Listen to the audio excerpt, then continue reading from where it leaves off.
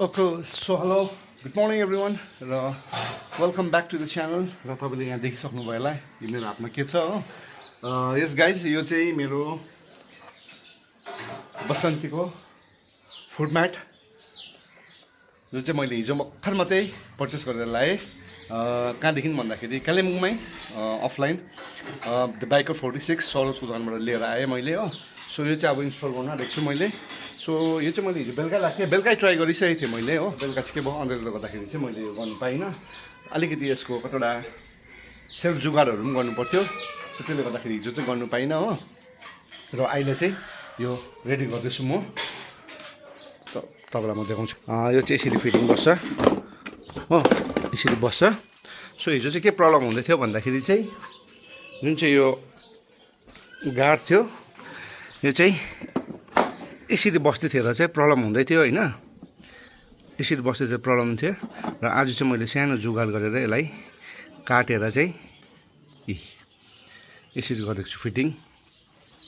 यहाँनिर तपाईँले देख्नु सक्नुहुन्छ हिजो चाहिँ के प्रब्लम हुँदै थियो मलाई बेलुका राति चाहिँ भन्दाखेरि यो चाहिँ यस्तो थियो हो अन्त यस्तो गर्ने डर हुँदै थियो सो आज चाहिँ मैले यसलाई हल्का जुगाड गरेर काटेर चाहिँ यसरी फिटिङ गर्नु आँटेको अब चाहिँ यो गऱ्यो भने चाहिँ सेफ हुन्छ हो यो फुट्ने डर पनि भएन अन्त यसको कभर्सहरू पनि छ माथिबाट त्यो चाहिँ अहिले म लाउँछु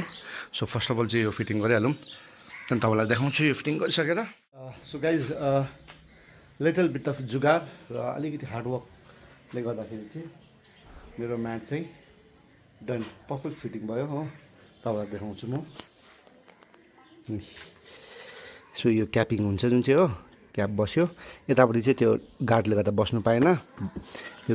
दुई साइड यो दुई साइड चाहिँ क्यापिङ बस्यो निक्लिने हराउने डर पनि भएन सो मेरो यो जुन चाहिँ म्याट छ यो चाहिँ डन यसो लुक्स वाइज पनि दामी सो यो by the way this is 7D mat हो जुन चाहिँ मेरो पहिलाको छ सो पहिलाको चाहिँ यो रबर म्याट थियो हो यो पनि लाउँदा हुन्छ माथिबाट यसो गरेर हो तर यो चाहिँ लाउँदिनँ म यो मात्र लाउँदैछु यो चाहिँ निकालिदिन्छु अब सो लुक्स यस्तो छ अब फाइनल पर्फेक्ट फिटिङ